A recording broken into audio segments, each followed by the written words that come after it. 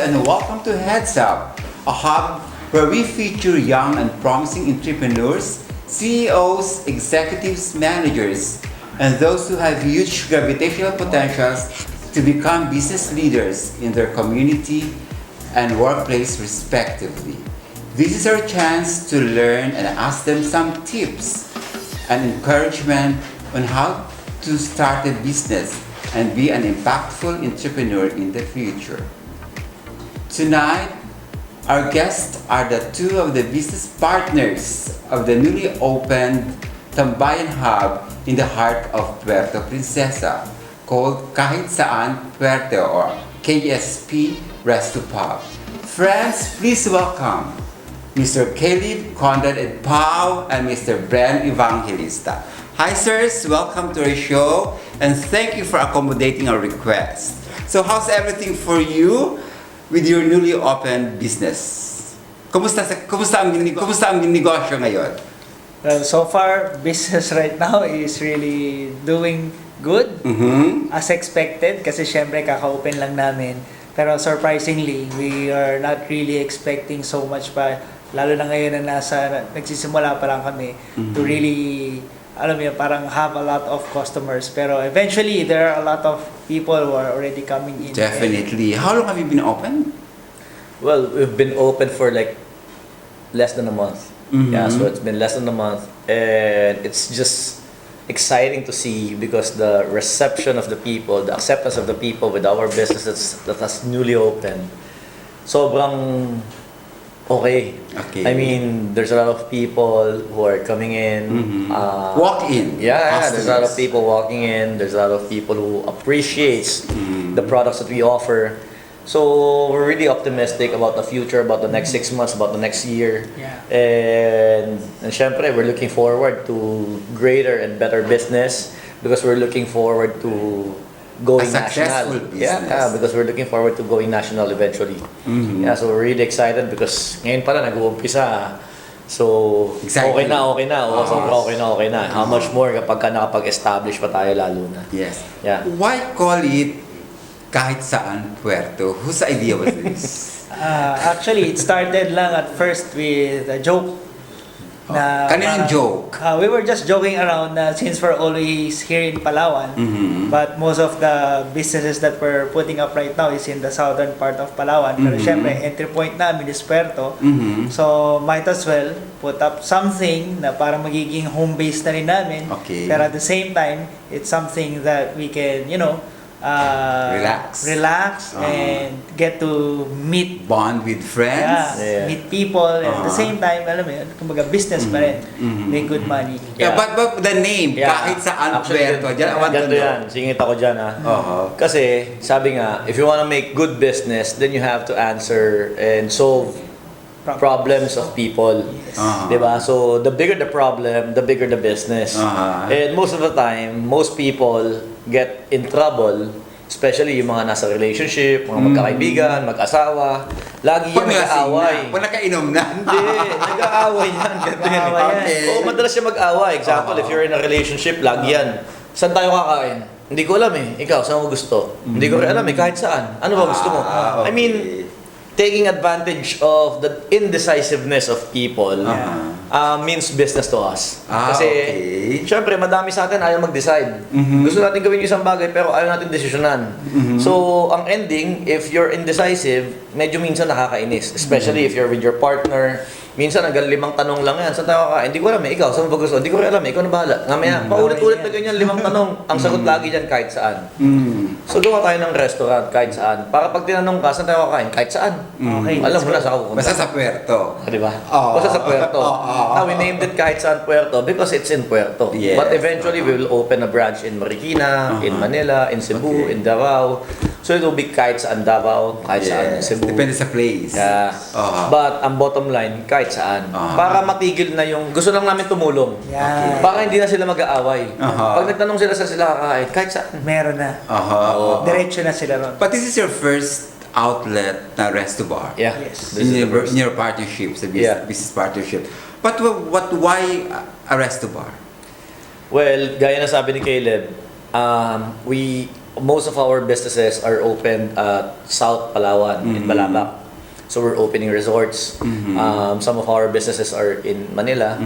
But whenever we go to Palawan, we stop by Puerto. And we don't have anything to do here. Okay.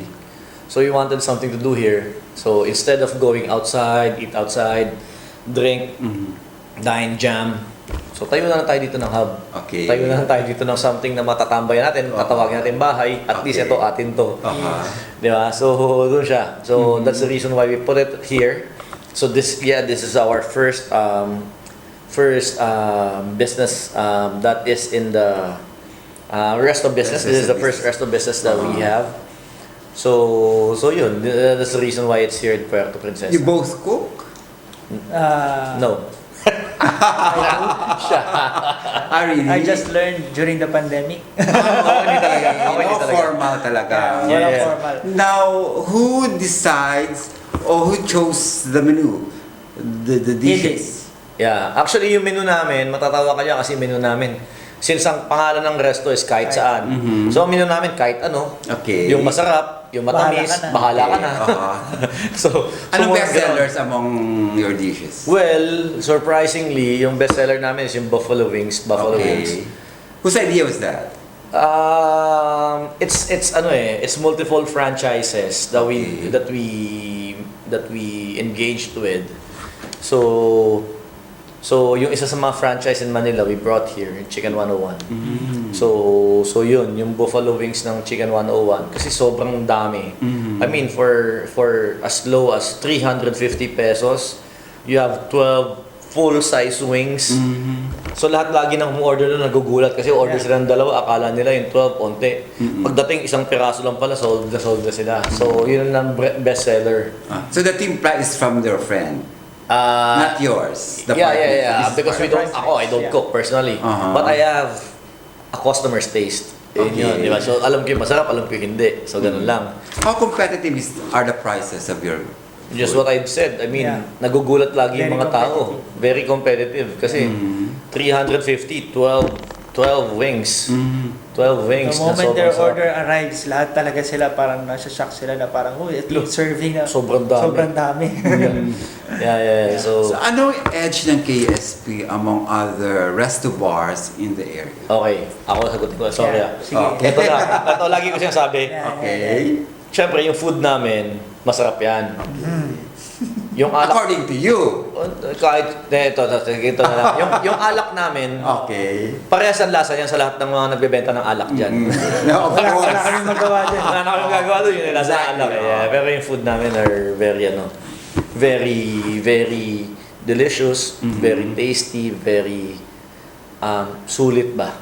Plus, siyempre, if you're asking us what's the advantage or core competitiveness or the edge of KSP, I believe that it's the people that runs it. It's the people that takes care of the customers. Because it's like home. It's like home. If you go to KSP, you're like at home. I mean, para ka lang nandun dyan, nasa sala, naghihintay ng luto ng nanay mo, tapos nanonood ka ng TV, tapos nagkakantahan yung mga kapatid mo. It's the same vibe that you get at home. So it really feels like home. The music, yung mga singers, kanino idea yun? Magkaroon ng band. It's Sa amin us. din. It's a collaboration of every... So gusto rin namin na medyo chill lang yung mga tao. Kumakanta rin kayo both. We sing. Yeah. But most of the time, it's out of tune.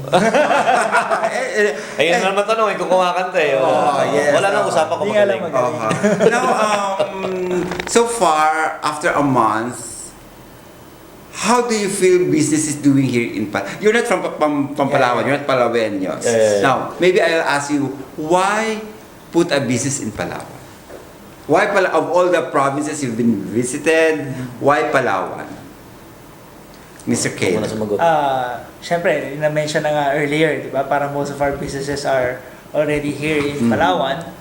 And second, ako, for me, the way I see the market, na minsan kasi pag sinabing Palawan, parang medyo hindi pa ganun ka fully talaga na develop. Pero I've really seen that people here in Palawan really loves to go out, alam mo yun, loves to meet up with friends. And second, it's really about tourism. Na syempre, most entry point talaga kasi, lalo na dito, Puerto, di ba? For most people would go to Coron, El Nido, andito rin talaga sila.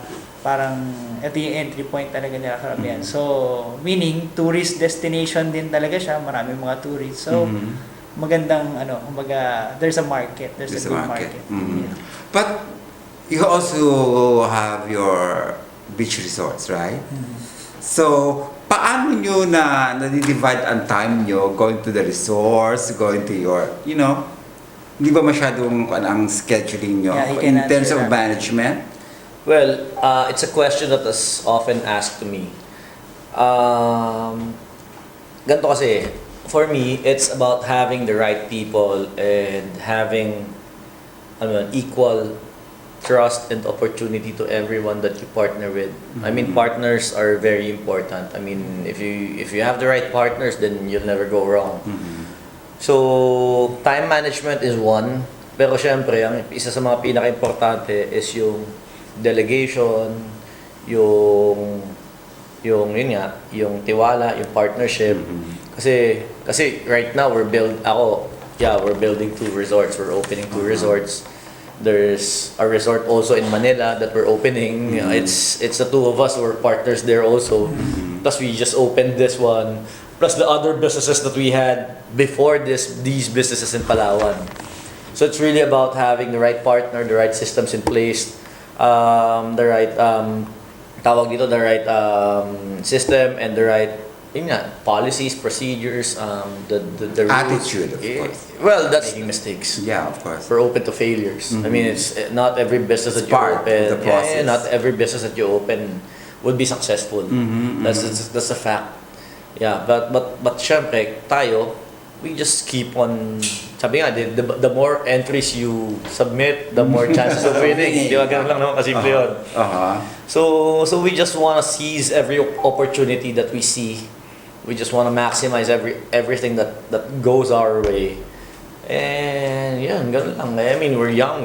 Can I add on to that? Sure. So, based on your question with regards to how we manage, personally, the way I've seen him, given a lot of things talaga, he has a lot of businesses din it's really all about hard work din. So, kumbaga, sometimes that's what most people don't really see. Okay. The work put talaga na parang sa akala nila minsan pag negosyante easy lang walang ginagawa.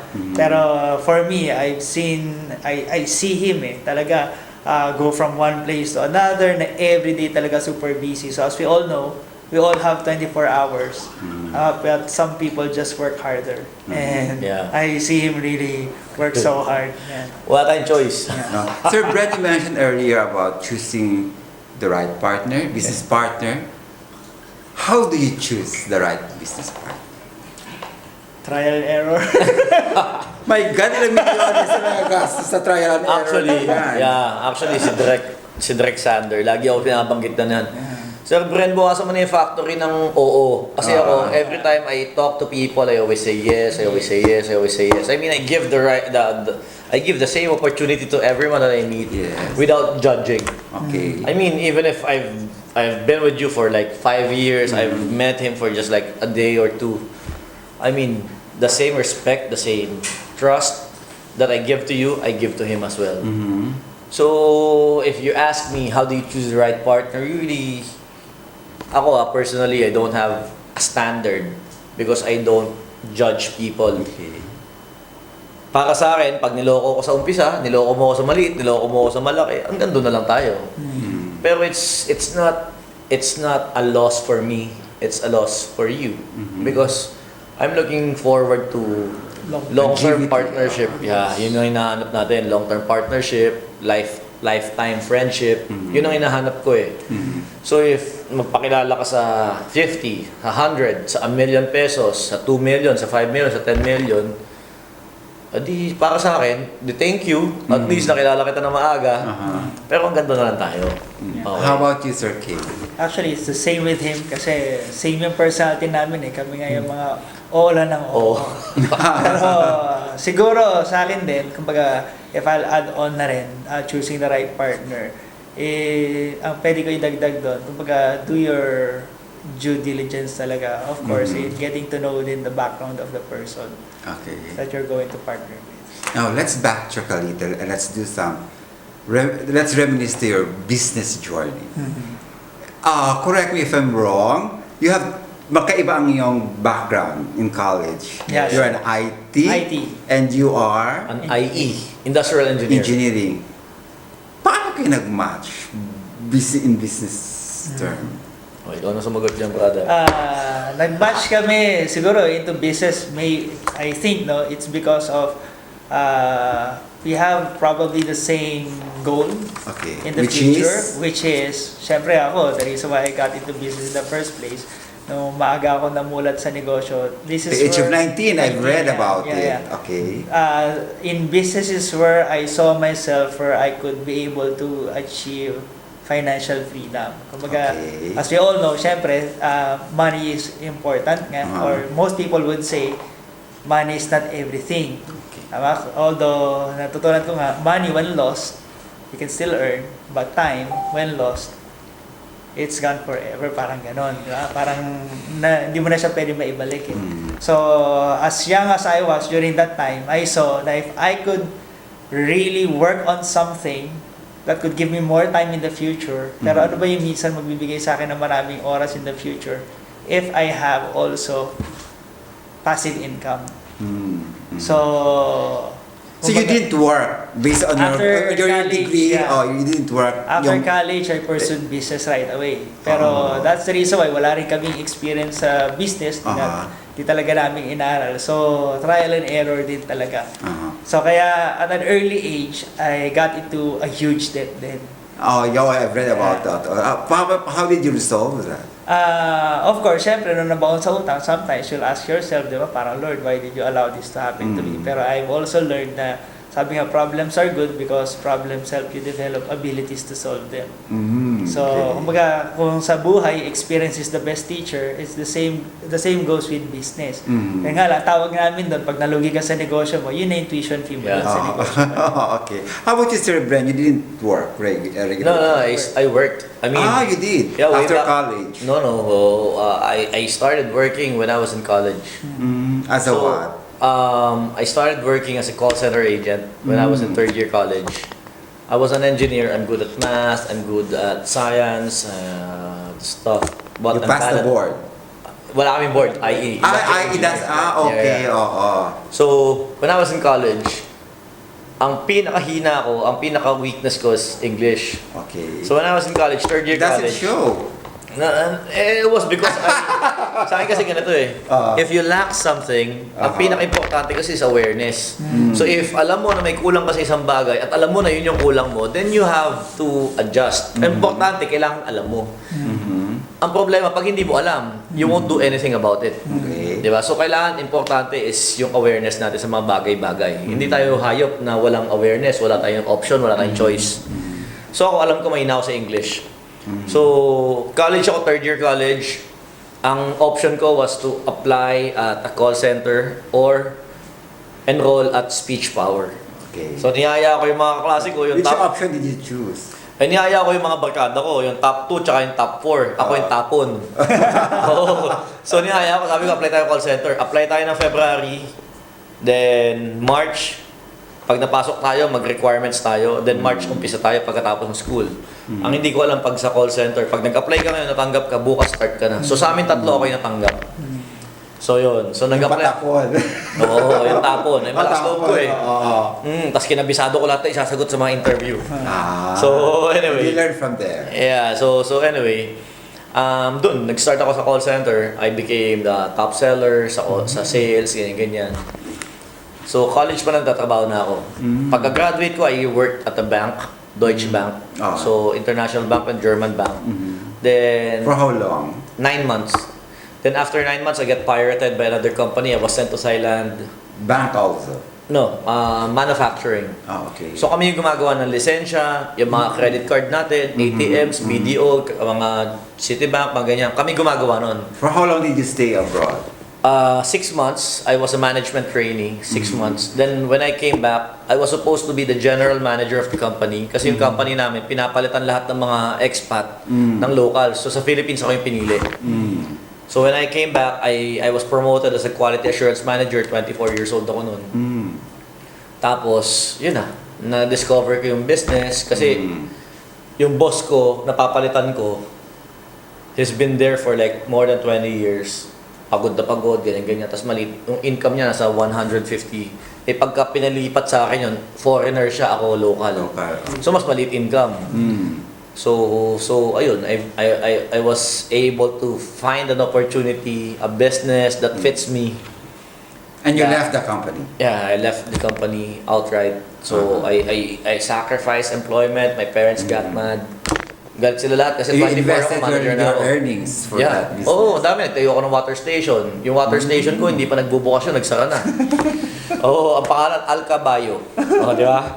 Alkaline life. Yeah. Okay. Oh, my mom used to go to different houses, naglilinis ng mga nagmamanicure, pedicure, may dalang bangkito, tapos may dalang panlinis. Nagaganon mami ko dati.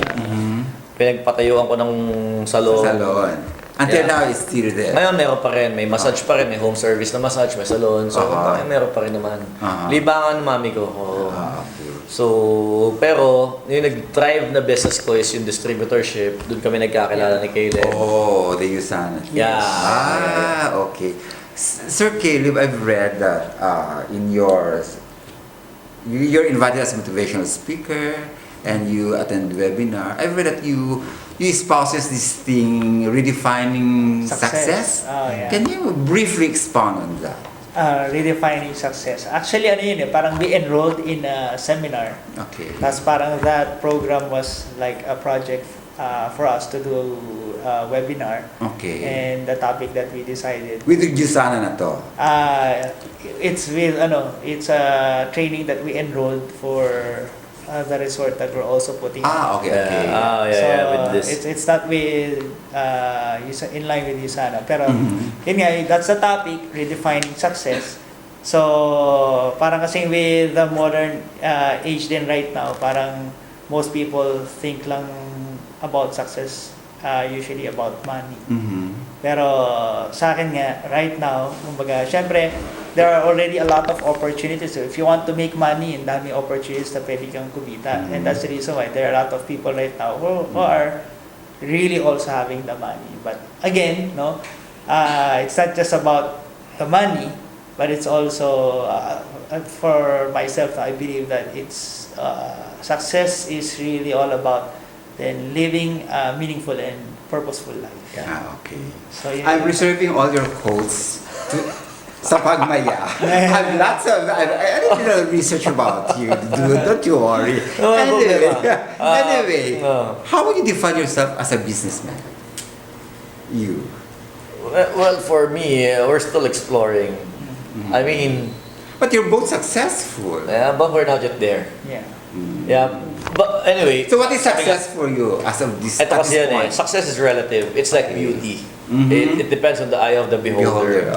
And for me, most of the time, ito kasi ang ultimate definition ko of success. Success is something that you don't have yet. Okay. So kunyari, si Henry What you C. have and I don't have. Yeah, kunyari si Henry C. Para sa kanya, kahit na dami niyang pera, para sa kanya ang health is the ultimate success. Sa taong mahirap, ang success yung katulad ni Henry C. For something that we don't have yet. Okay. But ang pinaka-importante kasi for me is to be contented with what you have. Yeah. Okay. Ako, I'm not after. But you stop there if you're contented. Paano na yun? If most of the time, kapag ka naman nakontento ka, you stop there. Yes. Pero ganito kasi yan. Dati. Briefly, a share story na lang. Okay, A story that was shared to me by one of my mentors. But it happened to you? Yeah. Okay. Kasi ganito sabi nga, sabi ko, ba't ko pa kailangan magtrabaho? Kasi, I mean... Contented ka na? Yeah. I'm contented. I could buy what I want. I could go where I want. I could do what I want. Anytime I want. Pero, sabi sa akin ng isang kaibigang pastor na mentor ko, sabi niya, sige, ganito yan, Bren. May isang mangingisda nangingisda, na nagpapahinga sa ilalim ng puno. Ngayon, may naglalakad na matandang lalaki. Sabi sa kanya, "Uy, anong ginagawa mo?" Sabi niya, "Nagpapahinga." "Ba't ka nagpapahinga? Ano ba trabaho mo?" "Mangingisda." "Eh, ba't nagpapahinga ka? Tanghaling tapat, nagpapahinga ka." "Eh, kasi tapos na ang mangisda eh." Sabi niya, "Eh, bakit hindi ka pa mangisda pa na mas marami? Kaysa nagpapahinga ka?" Sabi ng mangingisda, "Bakit?" Sabi niya, "Para mas kumita ka na mas maraming pera." Sabi ng mangingisda, "Para saan?" "Para makabili ka ng mas malaking bangka. Tapos, para mas makahuli ka ng mas maraming isda. And then, para mas makabili ka pa ng mas malaking bangka ulit. Tapos po, para makabili ka ulit ng mas malaking bangka pa. Tapos, para makahuli ka ulit ng mas madami pang isda. Tapos, para kumita ka madami, tapos makapagpahinga ka." Sabi ng mangingisda, "Eh, nagpapahinga naman ako eh." Di ba? Yung ginagawa niya. Di ba? Nagpapahinga na naman ako eh. Ba't ko pa gagawin yun? Eh, nagpapahinga na nga ako ngayon. Nagawa ko na yung gusto ko. Ganyan. Yun din naman yung ending. Same lang din naman. So sabi ko, oo nga, tama naman. Oo nga, di ba? Ako nga, nagpapahinga na rin naman eh. Kasi at one point of my life, I started to just chill, watch. 2014, nasa bahay lang ako niyan. Naglalaro, kung ano-ano. Kaya lang, kasi sabi ko, nagpapahinga naman ako. I'm retired. Kaya lang, sabi nga, if you stop early and you don't retry, you're being selfish. Kasi you don't stop just because you're already contented. Because there's a lot of people who still needs help pa. Na yung mga trabahong gagawin mo, yung expansion na i-open mo, would open opportunities to more people so that they could have work, they could have an opportunity to make money, they could have something to learn from. So it's not about us, it's about the people that we could touch, it's about the lives that we could change. So it's more of that already. So, Sharing. yeah, I mean, we're not here to be na blessed tayo tapos maging madamot na kung ano yung binigay ni Lord, yan na yun. Tapos kikimkimin natin. So for kaya katulad kanina, natanong daming yung tiwala, ganyan. So ako I give equal opportunity and equal trust to everyone kasi just like how I was when I started, walang-wala kami. I mean, as in, naranasan ko yun, yung hindi ka kakain, magko-commute ka na magwa 1, 2, 3 ka kasi wala kang pamasahe, makikiusap ka sa driver. So, I was there. Maglilimas ka ng baha kasi pag umulan ng 1 oras, baha na sa loob ng bahay. Pag lumabas ka, wala pang baha. So that's my life when I started. So it's about giving the equal opportunity to change the lives of people. So it's about that. So if you're asking me, what's success? Siguro yung kapag namatay ako, madaming magpasalamat. Pwede na yun. So as of now, I won't know that. Kasi we're still on the journey. But so far, I think okay naman. We're going there. Yeah, so good. How about you, Sir Kelly? What is success? So I believe nga, same no, success for me is a lifelong pursuit. So you don't really arrive at success. So parang one definition ka rin ng success, kumbaga, it's knowing that you're working on becoming better today than who you were yesterday. And yun nga, with regards to contentment, tama yun, I believe in that. Pero may kasabihan kasi, be contented but never settle. So magkaiba kasi yung contented sa, you're contented with whatever it is that you have, but you're not settling. What you have. Or who you are. Okay. Or what you can still, or who you can still become. So, yun din. Tas, same kami. We got to a point na nakabuild kami ng business, we earn passive income from it, we could really retire. Pero siguro, yun nga, it's a lifelong learning din na you learn from the experience of others din. A continuous process. Yes, and we were told na parang yun nga, yung word na retire, kung tatagalogin mo, retire. So napagod ulit. So there's no such thing as retirement. Diba? So sabi niya, dapat daw lagi refire. And only 2 things happens to people. So it's either you're growing or you're dying. Yeah. So there are no plateaus in life. So there are no retirement. There's no retirement. So usually, kung feeling mo retired ka na, settled ka na, plateau ka na, every plateau usually is meant to go down if you don't do anything. Now, as business partners, do you argue? Kami, Argue? ito. Yun nga yung problema namin eh. Kasi nga parang sabi, minsan sa isang relationship para talaga mag-grow in the future, may mga conflicts eh. Diba? Pero never pa kayo nag-away, yeah. no? Wala pa. Ewan ko, siguro... Parehas kami passive eh. So, is that good in business? Yun nga eh. Well, Kaya we need other partners Okay. to balance. Kasi kami parehas kami oo ng oo. Sige, okay na yan. Bahala na kayo dyan. Malalaki na You kayo. don't say no? Tanong mo na lang si Direk kung ano. Kaya, I mean, ako ayoko sabihin. Pero ako kasi, I rarely say no. Yeah. But that's one thing that we need To fix. To check. To improve. Oo. Yeah. But for me, as I've said, it's equal opportunity to everybody. So, ganun lang. When you decide to pursue other business, do you seek the opinions or do you decide based on your instinct? Most of our business decisions were based on instinct. Yeah. Yeah. So talagang alam mo yun yung sige, go lang. So far, so good. Syempre, There are umpisa, failures, of course. hindi talaga maganda, pero that's where we learn eh. Yeah. That's where we learn. Pero yun nga, as much as possible, if you could somehow minimize nga sana yung risk, pero andun na rin yun. Pero that's the reason why right now, we're still, alam mo yun, learning a lot of things pa. How do you handle failures as businessmen? Ako kasi sa akin, walang failure eh. Yeah. Walang failure. It's an opportunity. Okay. Whenever something happens to you that's not expected, it's an opportunity for you to learn to grow.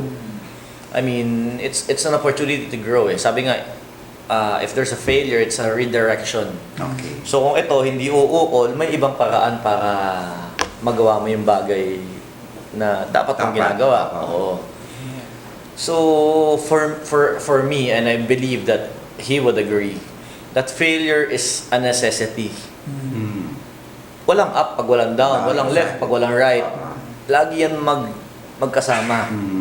So walang success pag walang failure. Ganun lang siya. Same thing? For me, the only time you can say, or you can use the term na, oh, I failed at something, is when you have already decided to really give up. To stop pursuing kung ano yung gusto mo i-pursue. So, technically, parang ako, marami akong failure na subjects when I was in college. Okay.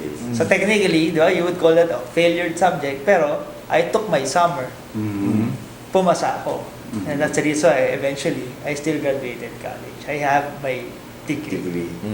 Was there ever a time that you failed in your decision making vis-a-vis your investment? No man, hindi mawawala yun. Marami. I mean, As in millions? oo. Yes. Tens of millions. How did you... Seryoso yun. Talaga? Tens of millions. Not just a million, not just 5. How did you recoup?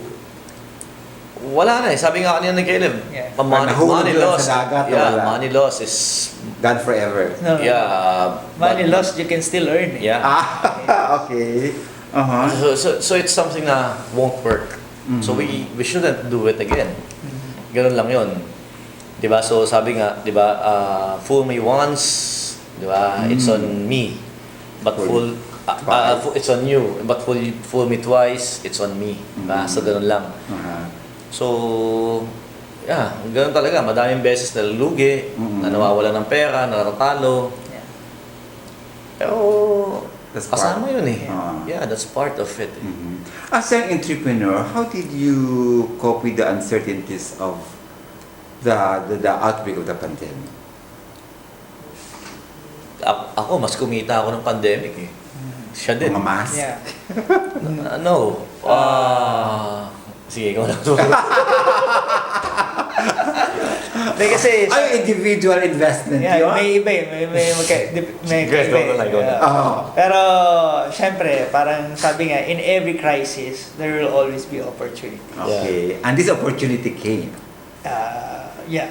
Maraming naging opportunities dyan during the pandemic. Although, I would say... Hindi ba neg-nega dating noon? Kasi pwedeng sabihin nun, nega in a sense na parang opportunista ka. Pero it depends on the opportunity that you're taking advantage of. What if the opportunity that you're taking advantage of is something that solves the needs or solve the problems of people na nagsasuffer dun sa crisis na yun. So technically, you're taking advantage of helping. Pero in return, you're actually earning also from it. Yeah. Di ba sabi nga sa Bible, do unto others what you don't want others do unto you. So ang sa akin kasi ang summary nun is like, huwag mo gagawin sa iba kung ano yung ayaw mong ginagawa sa'yo. So gusto mo tinutulungan ka ng iba, tumulong ka sa madami.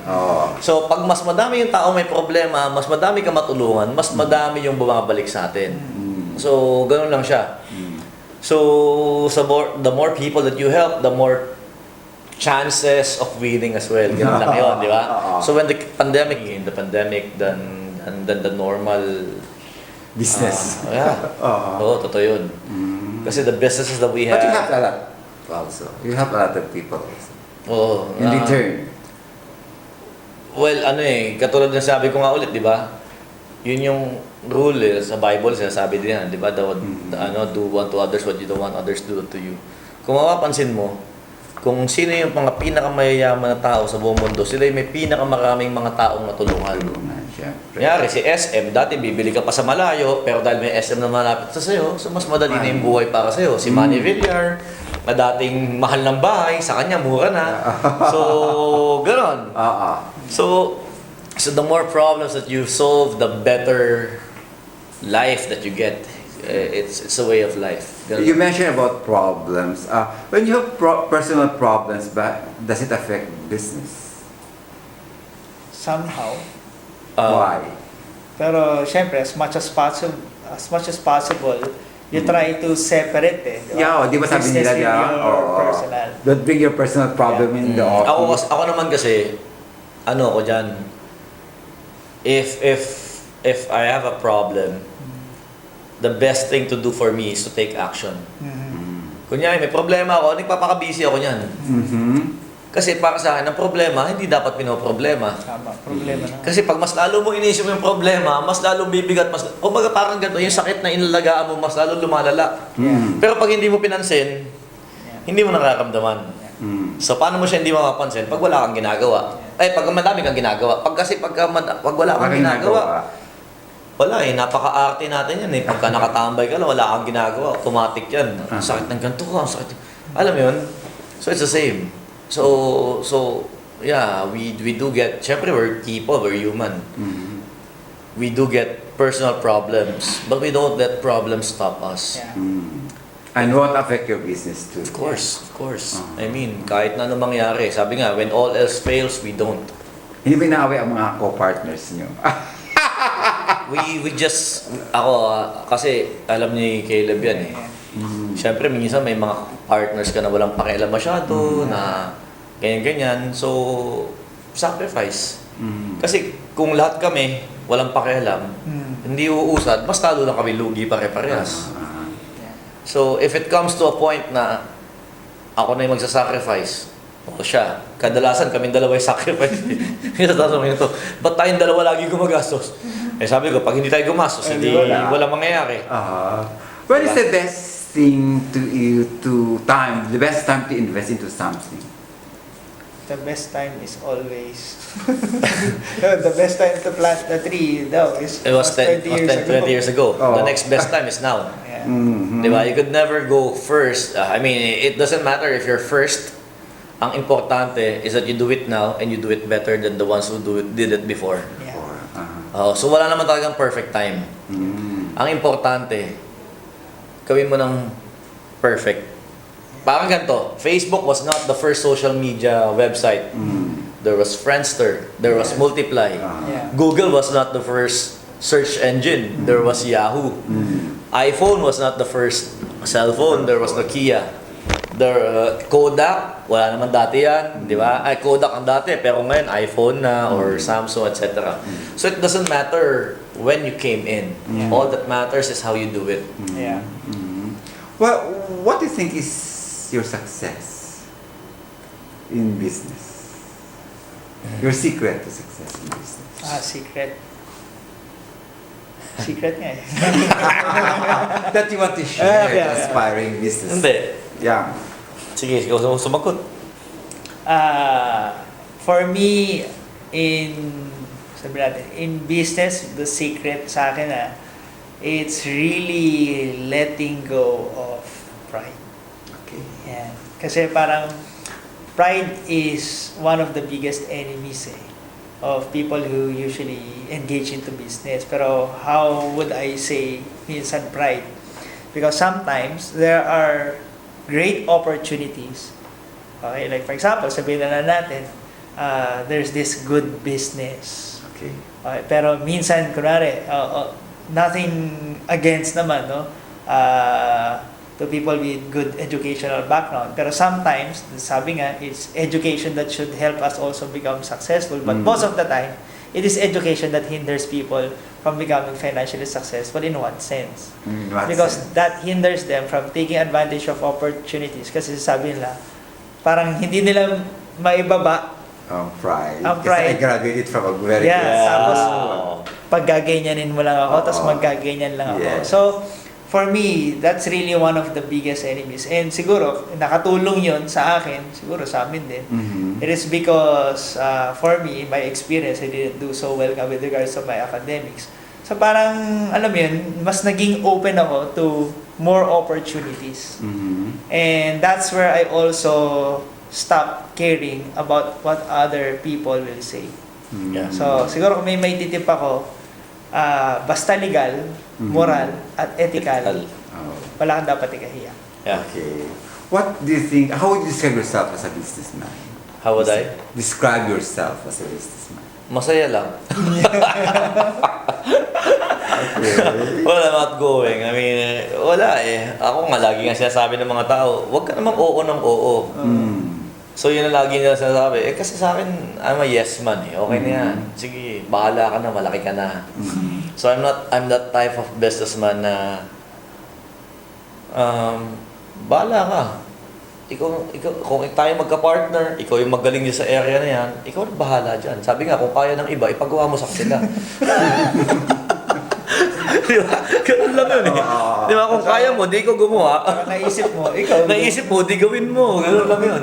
So kunyari, nag-open kami yung restaurant. Nag-open, patapos na yung restaurant, wala pa kaming pagkain. Wala pa kaming menu. We're not the people na nag-open ng restaurant kasi magaling kami magluto. So ganun.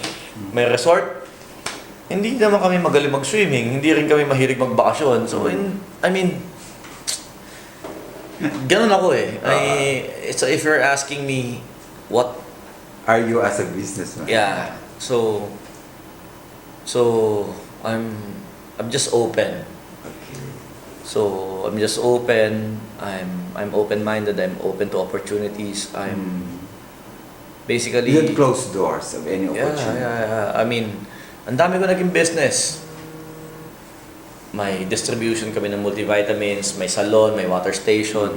Nag-foreign exchange ako, nag-cryptocurrency, ngayon may IT, mayroon akong tahian ng damit. Oh yeah, FCI? Yeah, FCI. So, ang dami, iba-iba eh. So, ngayon may restaurant, may resort na may real estate, may open kami subdivision, may village kami open na may bibenta. So, Siguro po ako magde-describe yan sa tanong mo sabi mo. as a businessman. Ano siya eh, he's the visionary. Oh. So kaya parang sabi niya, bahala na mag pero Siya bang panganay sa grupo? parang ganun. So do you always follow his advice? Actually, hindi ko nga rin namin alam ba't kami nakikinig dito. Tapos kanina tinatanong ko na paano mga conflicts yun, yung kasagot. Pero, ganun lang. Ayos lang kami. Okay na. Masaya kami, Pero, masaya kami. ba't ba kami nakikinig sa'yo? Pero mamaya, may bago na naman. Sige. What have you learned so far working with Mr. Bren? For me, yun nga, no? Like what I've said, he's a visionary. Yun yung isa nila sinasabi ko sa kanya. Alam mo, one thing I admire sa'yo, kasi nga, parang minsan, kilala ko siya eh. Tapos mamaya, magugulat na lang ako na parang yung isang papasukin niya, akala mo, alam na alam niya talaga na inaral niya ng matagal na. Sabay malalaman-laman ko lang na parang kapwa niya lang pala nalaman. So, alam mo yan, when he sees something, for me, kaya nga, he has the vision, he catches the vision. Pero that's the reason why he's also being able to pull the right people. Kasi sometimes... And you just follow also. Yeah. Kasi parang he sees the vision eh. Yung mga kailangan niya, minsan, nandyan lang naman yan sa paligid. Yun yung mga na-attract niya eventually. What do you usually advise your younger business partners? Mas matanda ako sa inyo. Talaga? Wala ko bata. What do you advise sa inyong dalawa? Kayo, mga business Wala partners? kaming advice kasi katulad kanina, when there's a lot of people at the restaurant, natanong ko siya, pare, masaya ka naman. Masaya. Masaya kami. I mean... Na-overwhelm ang kitchen yata. Oo, di ba? So... First time ba? Yeah. First time to na business namin sa food. So I don't usually give advice because I don't see myself as someone who's successful in the area. But when people ask me, kunyari, my opinion, because my opinions are not conclusive. Yeah. My opinions are just my opinion. What is it inspiring? Siguro, hopefully, di ba? So yung opinion ko lang. Hindi ko sinasabing tama 'yon, hindi ko na sinasabing sundin 'yon, etc. O yun yung dapat na gawin, etc. So ako, if you ask me a question, I'll answer you straight. Whatever is in my heart, I'll tell you. Ganun lang. So I don't usually give advice to people because I don't see myself as someone who is in the authority to give advice. But with your experience, do you think you also discover? Kasi ako, go lang ako ng go eh. Katulad ng sinasabi ni Caleb, when I see fit, when I see that it would work, it could help people, go, pasok kami. Katulad dito, itong resto, itong KSP, we'll put up a hostel, we'll put up a billiards, something ganyan. Tas, we'll make it as a terminal for people who wants to go to North Palawan, to South Palawan, to Central Palawan, who wants to just roam around Puerto Princesa. So yun yung nakikita ko dyan. We'll put up buses, vans, etc. dyan, mga ganyan. Yan yung nakikita ko dyan. Na magiging parang central, ano siya, alam mo yun, parang terminal ba? Parang gano'n.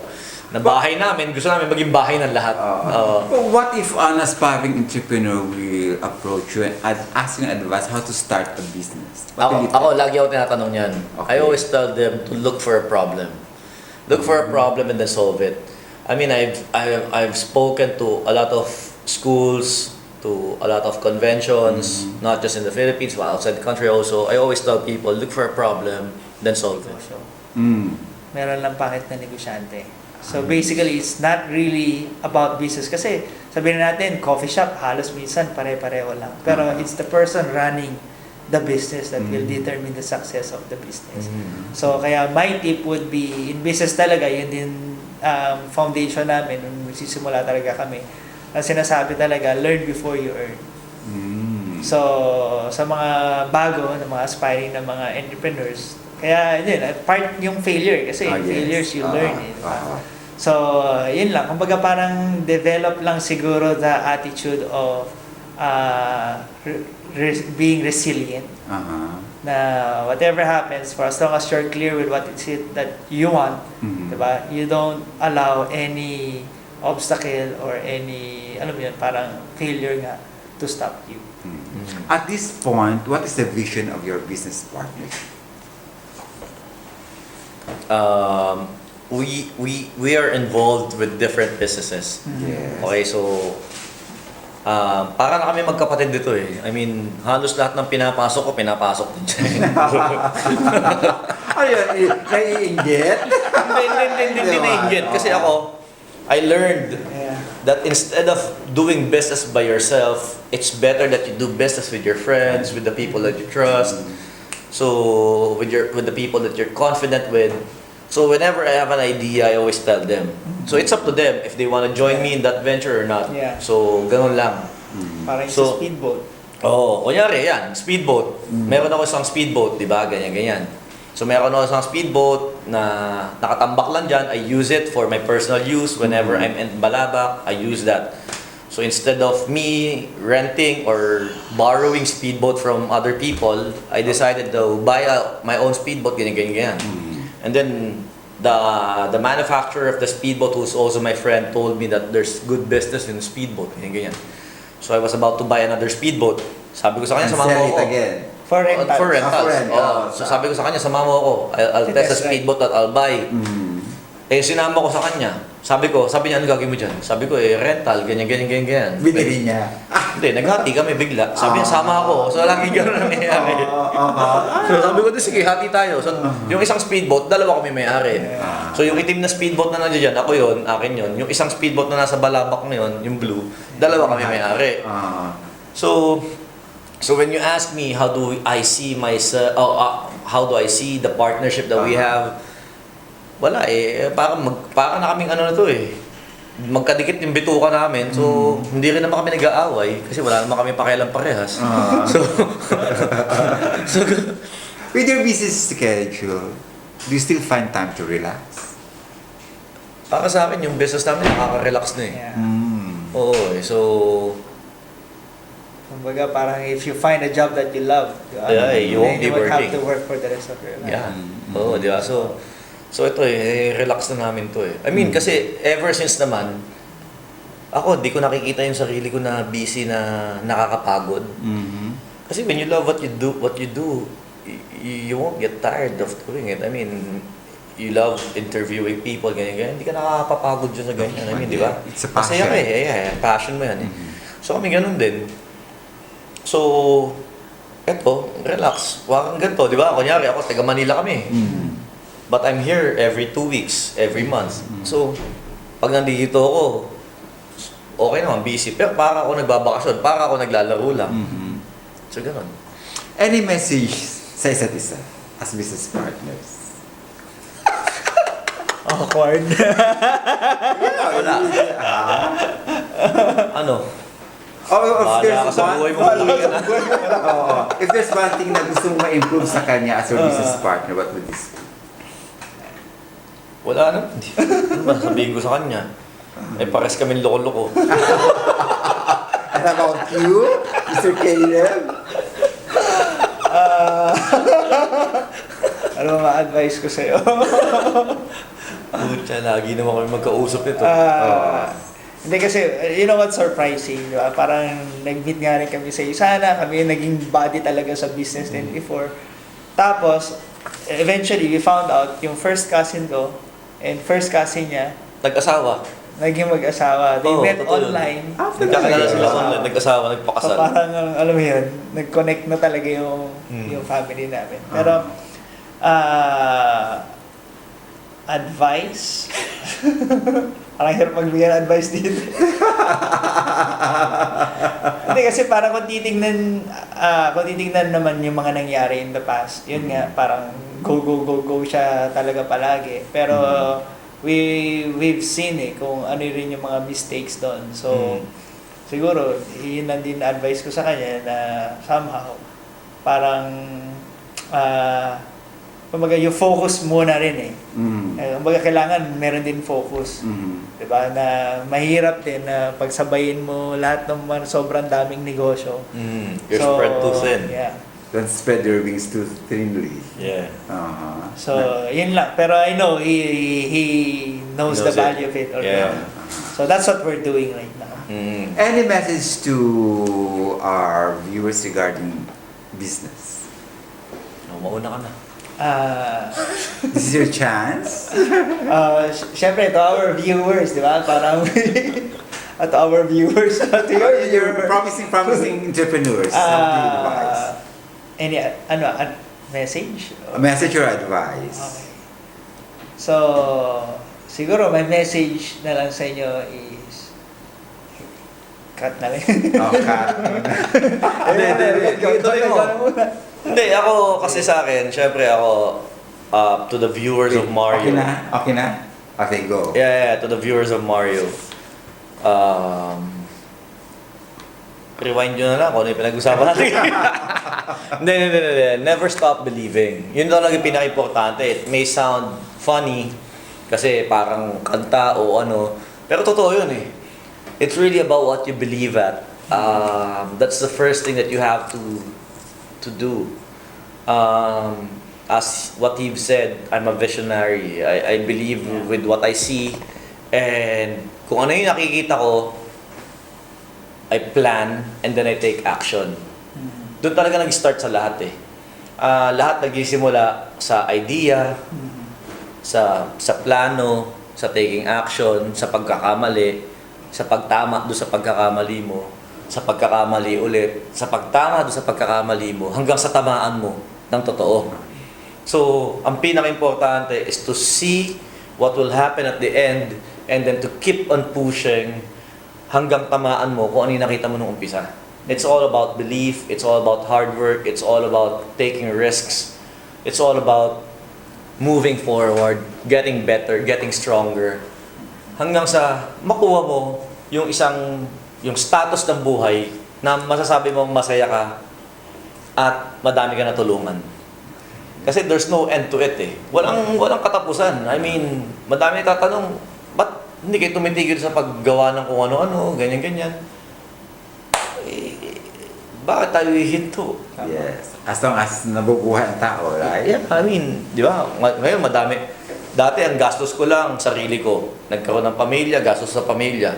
Ngayon nagkaroon ng community, nagkaroon ng mga empleyado, nagkaroon ng mga anak ng mga empleyado, ng mga pinag-aaral natin, so mga ganyan-ganyan. So it gets better and better.